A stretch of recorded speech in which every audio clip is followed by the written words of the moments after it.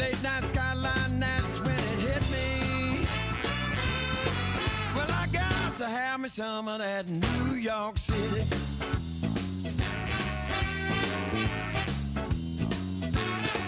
Well, I was leaving San Diego in a Chevrolet van, out across the desert into no man's land. I just love the West, you know it sure is pretty. But I got to have me some of that New York City. I've been away too long and I got the itch to do a little time in that East Coast niche. Down on Broadway and do a little ditty. Smack dab in the middle of New York City. Oh yeah.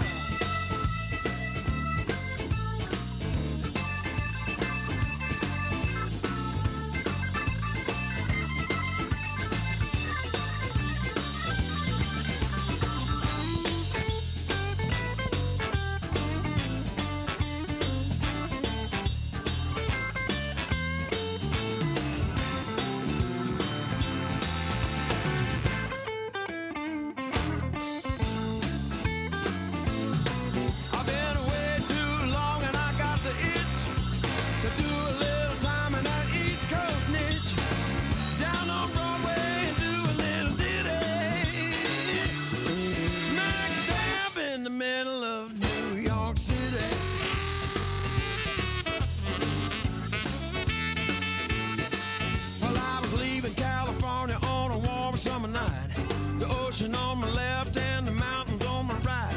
To leave it all behind sure seems like a pity.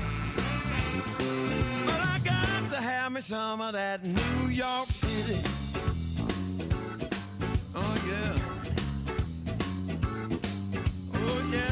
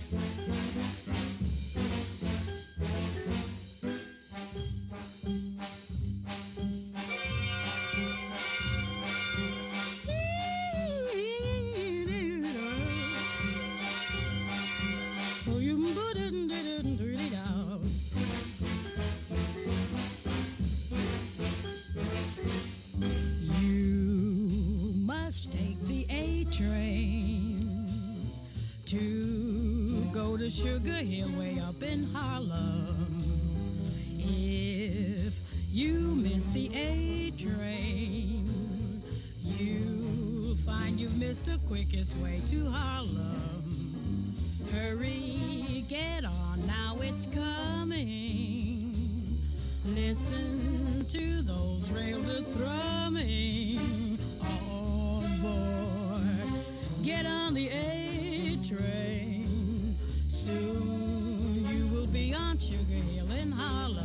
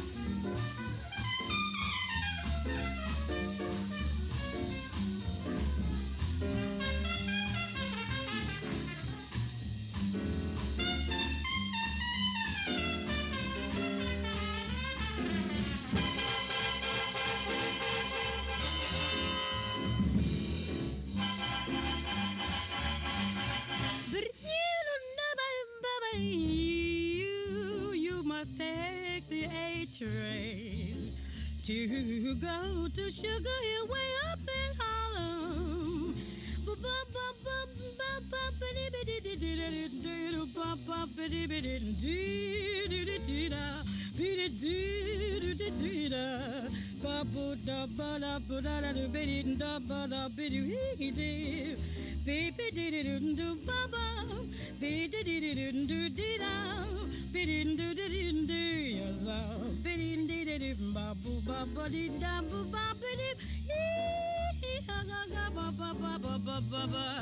You must take the A train to go to Sugar Hill way up in Harlem. If you miss the A train, you miss the quickest way to Harlem. Hurry, get on board, it's coming. Listen to those rails a drumming. All aboard, get on the A train. Soon you will be on Sugar Hill in Harlem.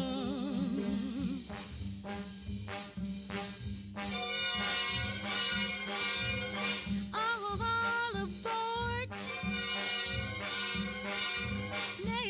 is Harlem.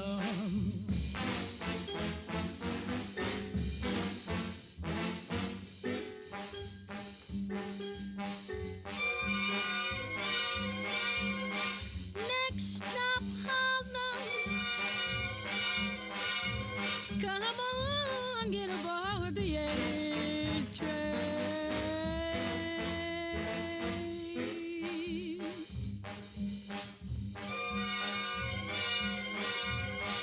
Get aboard. Next stop is Harlem. Take the A train.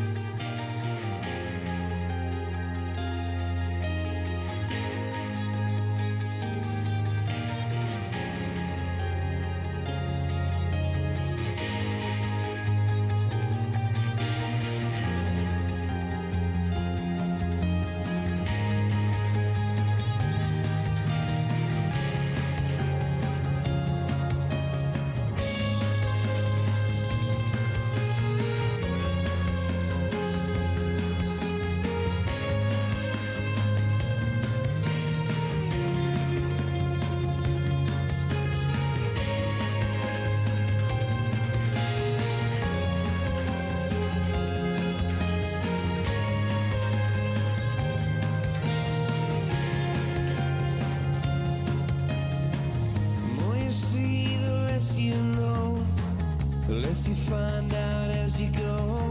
Morning, everyone. We're going to get started in a few minutes. Thanks very much. Than I do now.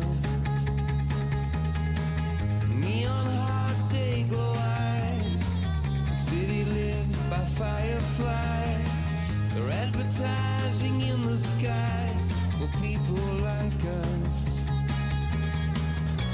And I miss you when you're not around. I'm getting ready to leave the ground.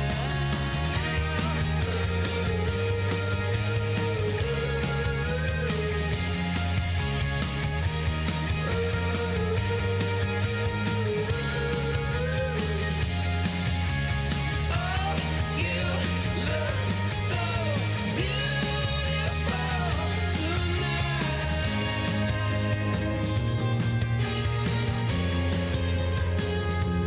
In the city of blinding eyes,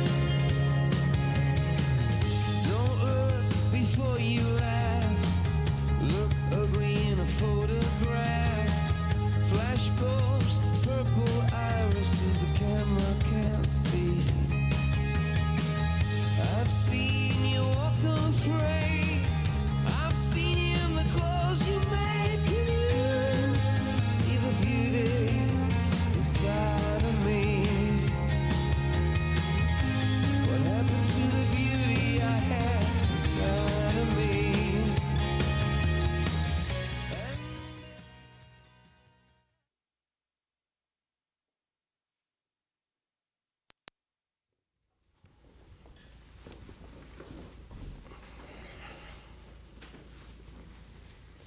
Good morning, everybody.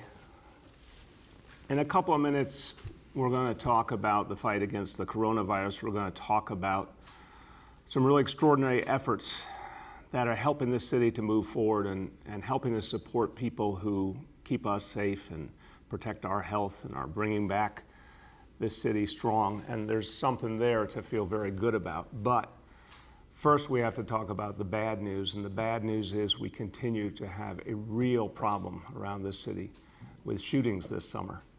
And this is something that very, very sadly we have seen in the past, and we've had to fight back before, and we will fight it back again. But so much pain is being caused, so much fear because of this spate of shootings, and we have to find a way to beat it. And we do that by bringing police and community together in common cause. That's what's always worked. And we got to think of this as human beings. We got to think of this as people, New Yorkers, committed to the same thing. We need safety for our people. We need peace in our communities. Yesterday, I was in Bed-Stuy, Brooklyn, and experienced something so painful. Spending time with the family of DeVell Gardner Jr. I talked to his mom, his aunt, his grandma, and just the pain, the grief they were feeling, losing a 1-year-old playing on a playground. There one moment, gone the next, and the shock that they are feeling, and just the deep well of pain you could see in their eyes. No parent, no family should ever have to go through that. And if you experience something like that firsthand, I assure you, you could easily fall into despair. But I also want to tell you that I walk the streets of Bed-Stuy with people who are trying to make a difference. Folks from the Cure Violence movement, folks from SOS Bed-Stuy, an amazing community group that stops violence and conflict before it happens, that mediates disputes, stops retaliation. I walk the streets with Council Member Robert Cornegy, who's done such important work in the community, and yesterday immediately convened community leaders, clergy, elected officials, people from all over the community who have fought for years, including in the many years that Bed-Stuy went through many, many challenges. They fought to bring their community back, and they're ready to do it again. We talked about what we have to do to end the shootings, particularly what we need to do coming up on this weekend to bring the community out, to occupy the corners, just like we did in Harlem on Saturday night. This is a strategy that works. It's not the end-all, be-all, but it's part of the solution. And Bed-Stuy is a strong and proud community, and people will come out to take back their neighborhood, and people will do that all over this city. And that's how we turn this tide. Communities and police together in common cause. So as we proceed in the days and weeks ahead, let's think of DeVell. Let's hold his memory dear. Let's think of his family. Let's pray for them. But let's also take this tragedy as a signal to us all that we have to go deeper. We have to work harder to overcome whatever divisions exist and make our communities safe again. Now, as I said, even while we're dealing with this real challenge, we continue the fight against the coronavirus, and this city has been nothing but heroic in fighting back against this disease. I'll go over the healthcare indicators in a few moments, but I can tell you again, it's a very good day, and we continue to make progress because of all the efforts of you, so many New Yorkers who are doing so much. And we have to be there for New Yorkers in this moment, the people who serve us, the people who are doing so much to bring back the jobs and livelihoods of folks in the city. It's so hard to make sense of what we're going through, but remember, it's not only the worst healthcare crisis in a century, it's the worst economic crisis in 90 years since the Great Depression. That's what we're dealing with right now.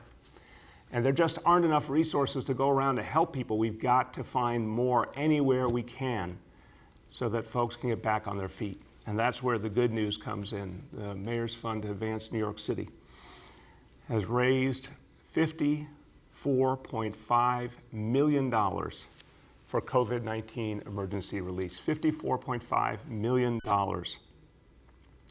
to help people move forward. Amazing response from so many people, over 9,000 donors, some big, some small, but all united by a desire to help New York City come back, to help our heroes who fought through the worst of this crisis, to get them food, to help the healthcare professionals, the first responders, everyone who was there for us to get them the supplies, the things they needed, the care packages to show that we loved them and we needed them and we cared about them. And here to tell you more about this really extraordinary effort, this outpouring of love and support from New Yorkers, our First Lady, Chirlane McCray. Thank you, Bill. These dollars raised are a reflection of how much New Yorkers care, how much people want to help everyone who's suffering, everyone who's in pain. It's a huge accomplishment and a blessing for our COVID-19 Emergency Relief Fund to have raised $54.5 million. Toya Williford, the executive director of the Mayor's Fund, and the entire Mayor's Fund team have been working incredibly hard for months now to raise and process these funds. The real headline, though, is where these funds are being directed: to feed health workers, to save businesses, aid immigrants, and support our youth. Before I introduce the other speakers who will provide more detail, I'd like to highlight two important programs the Mayor's Fund has helped to fund and coordinate. The first is the Restaurant Revitalization Program, which will initially benefit 100 local restaurants by providing up to $30,000 to bring back approximately 1,000 displaced workers at $20 per hour plus tips.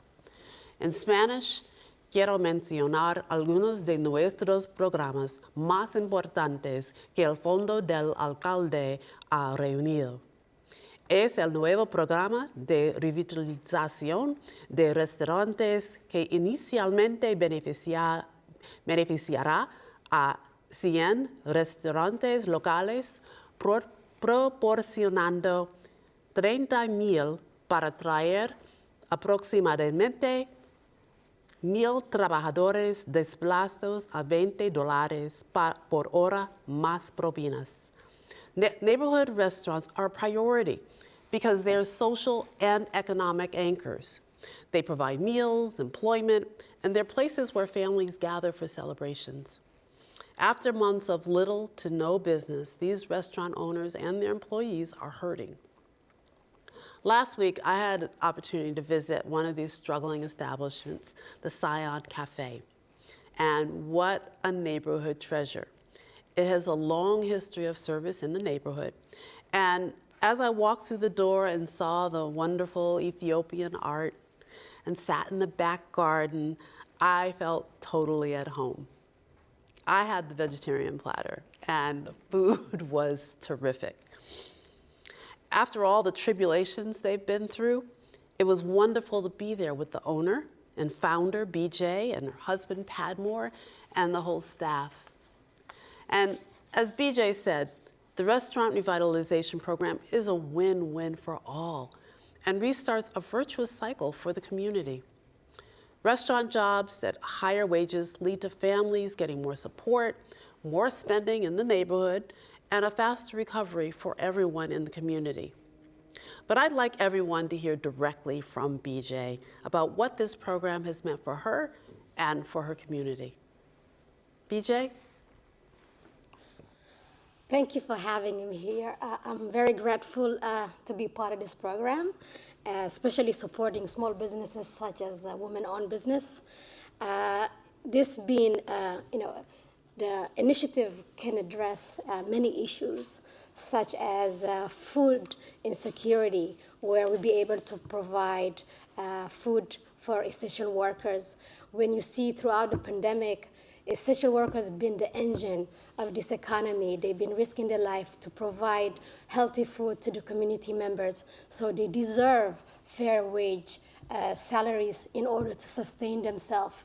And it's a great initiative where it will empower the community, where as a small-owned business, I'll be able to provide them with fair wages, yet they will be happy. As the First Lady mentioned, it's a win-win situation for all.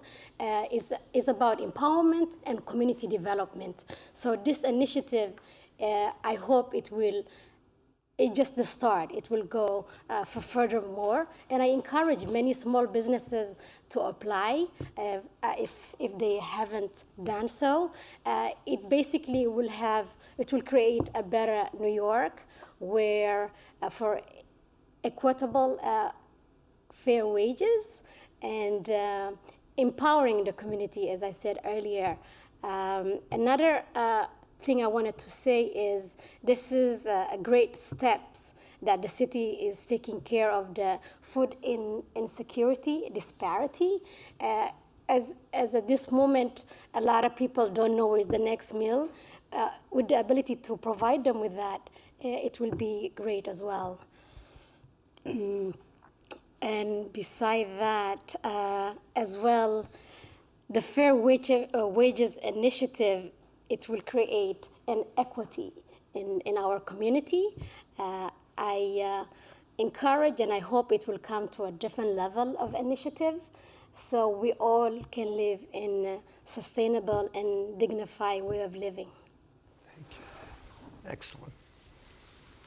Thank you, VJ. I'm sure your message and your remarkable story will inspire others as we move forward with phase 3 of the recovery. And I hope everyone notes that what we are doing is not about getting back to normal. The Restaurant Revitalization Program is helping businesses leap forward with new opportunities, new standards, and support for workers. It's with that same spirit that our city is creating micro-grants for domestic violence survivors. Estamos invirtiendo dólares críticos en microsubvenciones para sobrevivientes de violencia doméstica y violencia de género. Esta iniciativa ayudará a mitigar los desafíos de seguridad económicos y de vivienda exacerbados por COVID-19. Domestic violence is too often minimized or ignored, and the pandemic has brought new horrors for those who shelter in place with an abusive partner. Violence inside the home has a devastating and long-term effect on children and families for generations. These microgrants will help mitigate some of the safety, economic, and housing challenges exacerbated by COVID-19.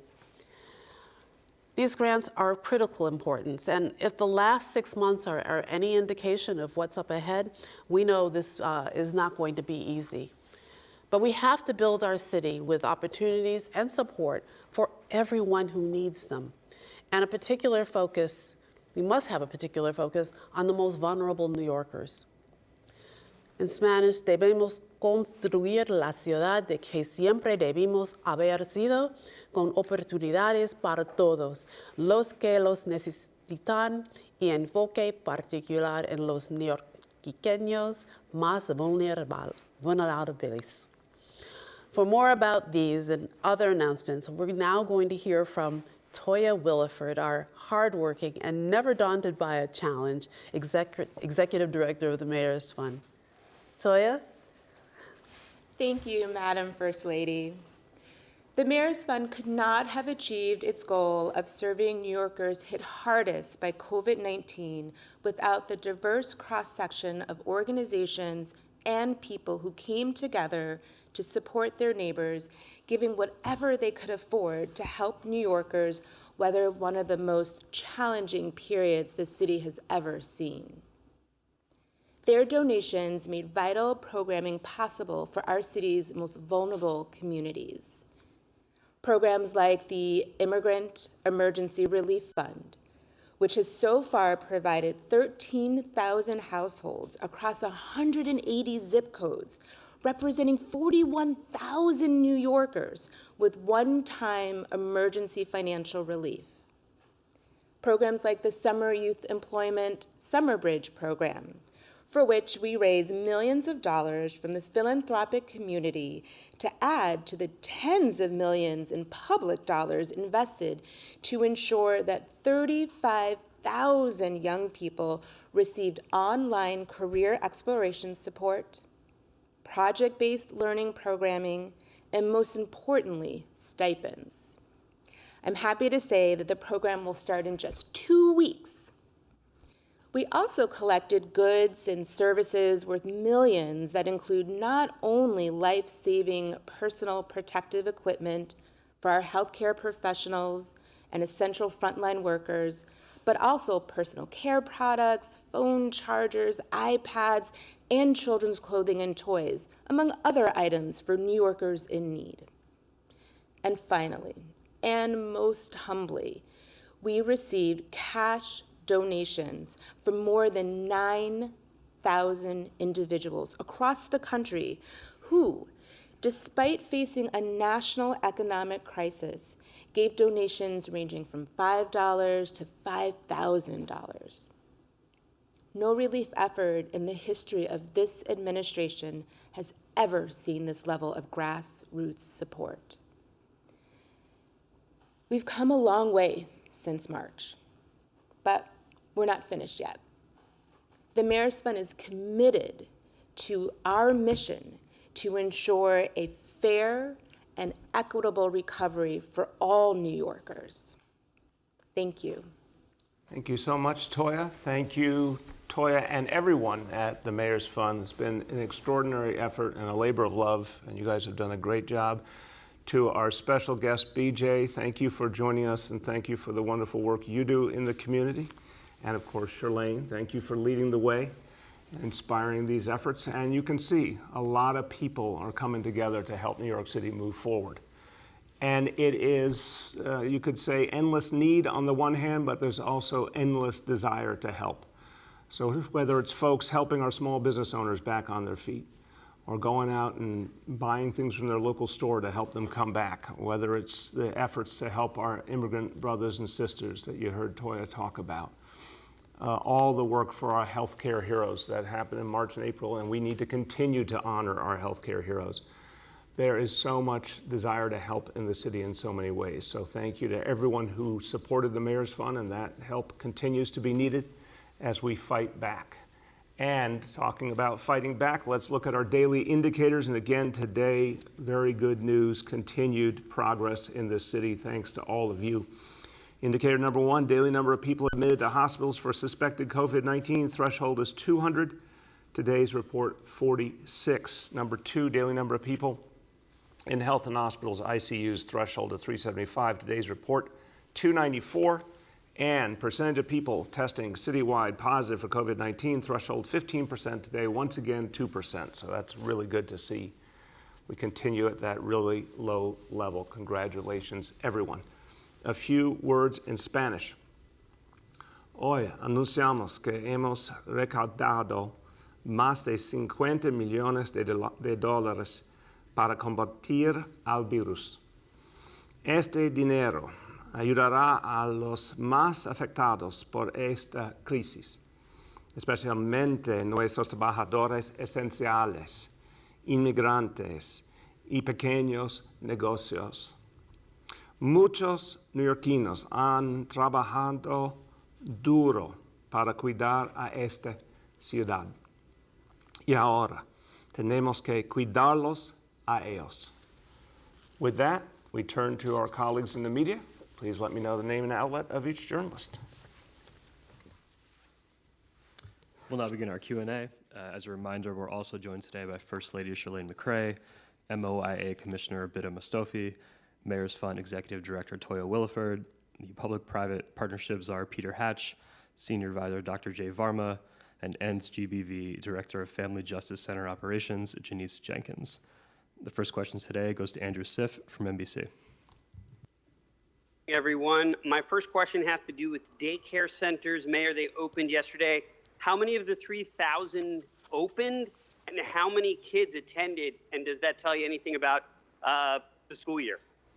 So, excuse me, Andrew, I'll get you the exact number. In fact, we'll see if we have it in the course of this press conference. But we know that the daycare centers were getting ready for weeks and weeks to open.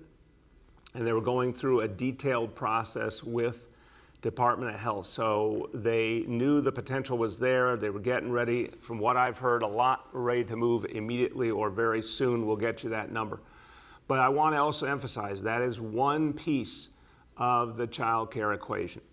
And we're going to be doing more in the coming days to build out child care in this city. And ensure that parents have maximum options. I'll have more to say on that in the next couple of days. Question has to do with schools. Yesterday, Governor Cuomo said that the threshold for a green light is actually 5% on the positive testing. Your daily metrics has it at 15% overall. I'm wondering if you agree with the state standard of 5% and whether you think that is indeed achievable by the August deadline for the governor.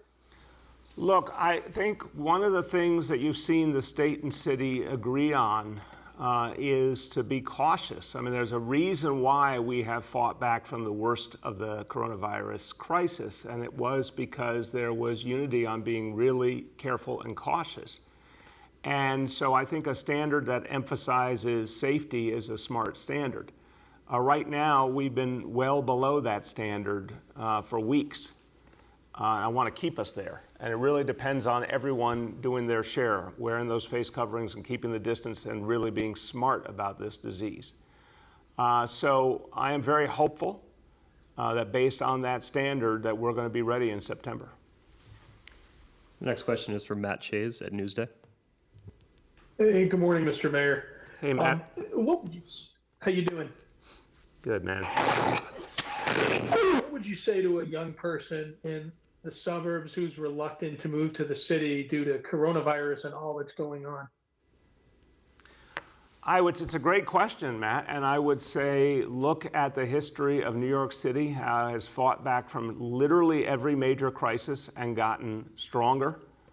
Whether you go way, way back to the Great Depression, or whether you look at 9/11 or the Great Recession or Hurricane Sandy. I mean, New York City has a clear history of fighting back and literally becoming a better, fairer place. And we intend to do a lot in the next year and a half to ensure that. So I think this is going to be a place where big, important things are happening, where the community is coming together to make the city better.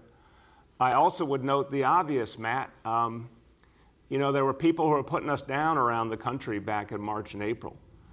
As I said, quoting scripture, the first shall be last and the last shall be first. You know, when you look at where we were and how far we've come, now we're not out of the woods yet, we have more to do, but clearly the people of this city have shown tremendous discipline, tremendous sense of teamwork and unity. People have helped each other. I mean, what a place of compassion that people have helped each other to come back. You go around the city, you see stores opening, you see the outdoor dining, you see, you know, the youth programs coming back. I mean, it's inspiring. So I think this is going to be a place where, in fact, there's the most prospects going forward because we've handled things the right way. We have an incredible healthcare community that's done such great work. I would argue, in fact, this is the place you want to be for the future. And secondly, to what extent is there greater homelessness among youth on the LGBTQ spectrum in the pandemic? And what is the city doing to address the problem? I'm really worried about that problem, Matt. Something I've worked on, Charlene's worked on for years now, was recognizing the LGBT youth, homeless and runaway youth who have been put through so much, a lot of them kicked out of their homes by their own families, which just disgusts me that that would ever happen, but it does. So we've been expanding shelter capacity for years, and what we found is the more we make opportunity available to protect people, that folks come in off the streets and take that help. I think it's been a really tough time because there's been so much dislocation. So what I would say to you is, you know, this is a case of whatever it takes. If there's more we have to do to reach those young people, we'll do it because, you know, they've been through so much. The next is Marsha Hold on Kramer. 1 second. Hold on, Charlene wants to add. Yeah, I just want to emphasize that our shelters are open for runaway and homeless youth, and that information and connection to resources can be found on the government website, nyc.gov/unity. We are doing as much as we can to make sure that these young people do not fall through the cracks. Amen. The next is Marsha Kramer from CBS. Good morning, Mr. Mayor. How are you doing? Good, Marsha. How are you? I want to talk to you about gun violence. For the last several days, you basically been giving the same answer when you've asked about gun violence. You say communities need to be safe. We need to make sure people are safe. But in the last 24 hours, 18 more people were the victims of gun violence. I wonder, is the same answer good enough day after day? Marsha, it's the truth. And again, I can go back so many times, not just in the last 7 years, in the last 25 years, where we had moments like this that we had to overcome. And every single time the same thing happened. The NYPD shifted resources to where the need is greatest, used ComStat to perfect strategies. We called upon communities to get involved, and that's particularly what we've done in the last 7 years, is get communities more deeply involved in fighting back against the violence and all the work we've done to build up the Cure Violence movement and the crisis management system. It works. In the first months of my administration, Marcia, I know you saw, we had a horrible spate of shootings in public housing. And going into that first summer, we were deeply worried. And we threw everything we had at it, and it really turned the situation around. So we have to do that again.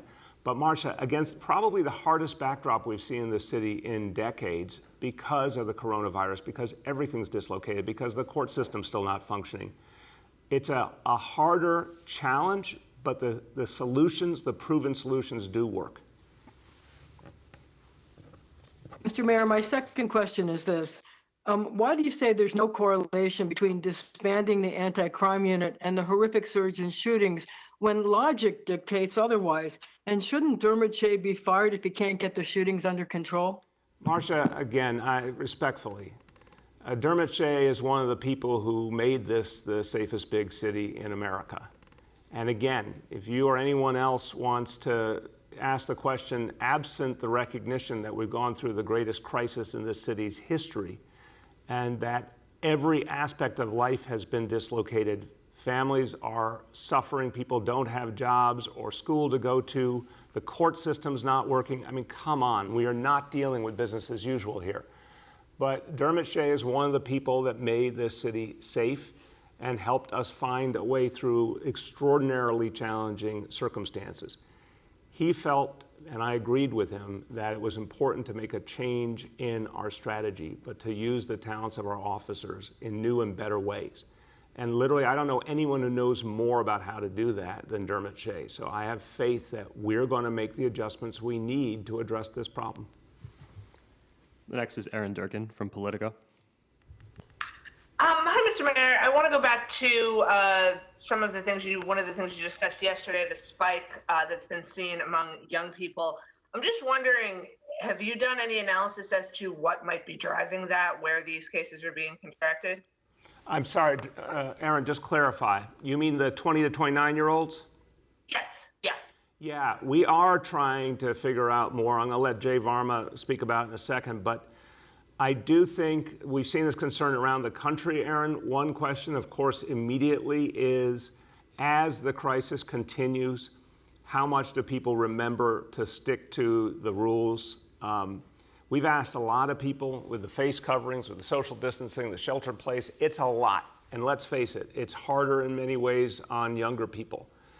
And I think that's some of what's happening here and elsewhere, that we've got to double down our efforts to remind people they're far from impervious. And of course, it's not just their own health, it's the impact they could have on others around them. Dr. Varma, you want to add? Yeah, thank you for the question. We haven't seen any particular pattern or connection between these cases that would explain the rise. What we have seen is that the pattern of cases doesn't exactly match the same pattern that we've seen before. So in other words, we're seeing cases in parts of Manhattan and parts of Brooklyn among that age group that doesn't exactly overlay with our poverty and racial disparities that we've seen in the past. So to us, that this would imply that it really is closely related to all the things that we would expect, that people are now moving around more, they're now socializing more, and it really emphasizes the importance of strengthening those messages, as the mayor said, about wearing face coverings, staying away from large gatherings, keeping distance, and observing good hygiene. Thank you, Doctor. Go ahead, Aaron. My second question is just about, if I understand correctly, we're still in what you've referred to as a moderate transmission phase. I think young people have gone up, older people have gone down. Overall, it's pretty flat. Is this kind of where we're going to stay indefinitely, or is there any prospect of actually driving it down further and getting to a low to no transmission phase, or is that unrealistic until there's a vaccine? Well, Aaron, you have clairvoyant powers because we were having this exact conversation yesterday afternoon, and Dr. Varma was a part of it. Look, we're at a state right now where, if you took our reality right this moment and you did continue it long term, in terms of our ability to protect people, we could do that very well. So I'm going to answer your question in two parts. If we were at this exact level, we would be able to protect people. We have plenty of hospital capacity. Our test and trace corps can every single day follow up on the number of cases that come in each day. We could continue to move our city forward at this level, but obviously our goal is to do better. And I do think the prospect is there, Aaron, of doing better for sure. Our original vision of what it would take has been modified by reality a bit, because what we're finding is, in fact, we can sustain our healthcare system even with several hundred new cases a day. But our goal is to go lower, and I do think it stands to reason that the farther we go with educating people, the farther we go with ensuring that we take every precaution against what's coming up ahead, I'm pretty confident that we can get better. I'm talking about before there is a vaccine. I think we can. But that's not said, Aaron, lightly, because we also are very worried about resurgence, and we're concerned about where resurgence may come from. And one of the areas that I was concerned about, of course, is people coming in from out of state. So I'm very happy to hear the governor's decision to be forceful about ensuring that people who come in from out of state have to provide us information so we can ensure they quarantine. I think that's going to be a really important step to keeping things under control. Dr. Varma, you want to add? I think you touched on all of the critical elements, which is that we are keeping ourselves at a level that our public healthcare system and that our healthcare system can manage very effectively. But we don't want to rest at this level. We're trying a number of different ways to strengthen all of our detective work and our case and contact management to do everything we can to drive cases down. We also do have to accept the reality, as the mayor noted and as the governor has noted, that we're going to constantly be at risk of cases being imported from other parts of the country. So everything we can do to protect against that is going to be critically important. The next is Chris Robbins from Gothamist. Hello, Mr. Mayor. I guess my first question is, could you sort of clarify what the mask guidance is when you are outdoors at a restaurant or a bar? Should people be wearing masks if they're 6 feet or more apart? Should they be wearing masks all the time if they're outside at a restaurant or a bar?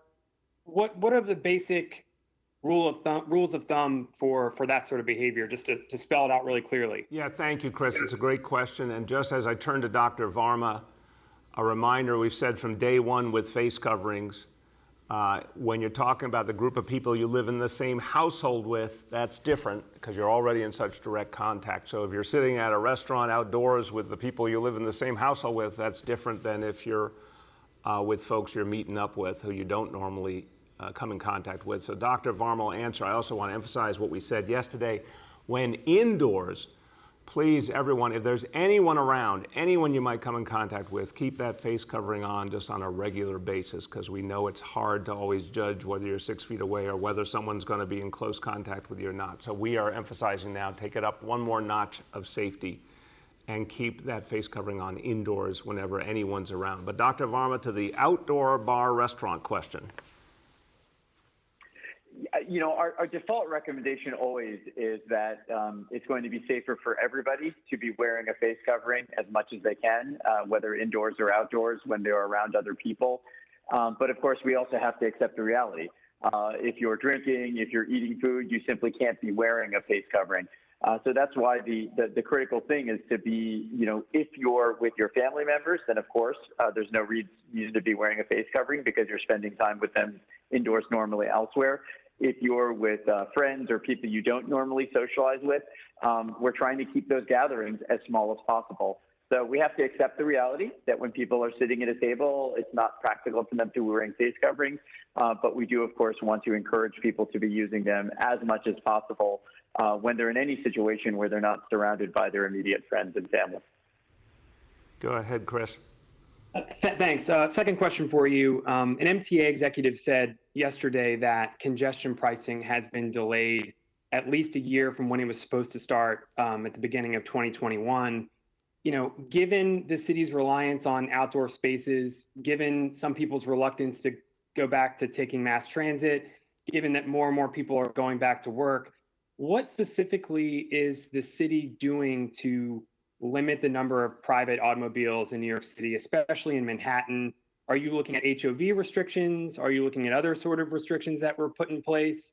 I know HOV restrictions were in place after September 11th, but could you talk about what specifically the city's plan is if congestion is only going to, or is projected to keep growing, but we can't have congestion pricing? Yeah, so it's a very good question, Chris. First of all, again, I want to see progress on congestion pricing. It was something we all worked on for a long time. It was something, as you know, I had qualms and concerns about, but we got to a really good plan basically a year and a half ago now, and I want to see it move forward. So we've all seen massive dislocation here, but I'm going to work with the state and the MTA to make sure that we do move it forward as quickly as possible, because we need it also for the future of the MTA and its ability to continue to support itself. But look, we're going to look at different alternatives. I certainly agree with you. The HOV lanes can be very helpful, so we're going to look at all sorts of alternatives. But what I mentioned last week, we are seeing actually more of an increase in mass transit ridership than we are seeing cars coming in to Manhattan using the measure of the East River bridges and the Harlem River bridges. So that's interesting to me. I think you're right to say a lot of folks are not going to be comfortable with mass transit right away, but I also think the real question is, of those coming in, how many are choosing mass transit? And I'm actually impressed by what I'm seeing, because people, I think, know that the subways and buses are being kept clean and real precautions are being taken and the face coverings are being provided. So I do not necessarily see people choosing cars in much greater numbers over mass transit. But you're right that we better be ready for every eventuality, so we're certainly going to look at HOV lanes, among other things. The next is Gersh from Streets Blog.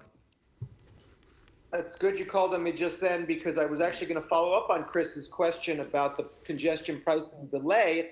Mayor, the governor blames the Trump administration for delaying approval of congestion pricing, but the state has not even begun the environmental impact statement required by the federal government. So I would ask you, Mr. Mayor, as someone who obviously knows the politics and speaks to people involved, who is to blame here? Gersh, I don't want to cast blame because I need to get more facts on exactly what's happened, but we need to move it forward. And I also will remind everyone, without any presumption, I will just state a fact. There is an election in 4 months. And so the fact that things could change very soon in terms of the federal government's views on congestion pricing and the federal government's willingness to help New York City, we got to keep that in the front of our minds. But I want to get a better look at the situation to understand how we move it forward. That's what matters most. Go ahead.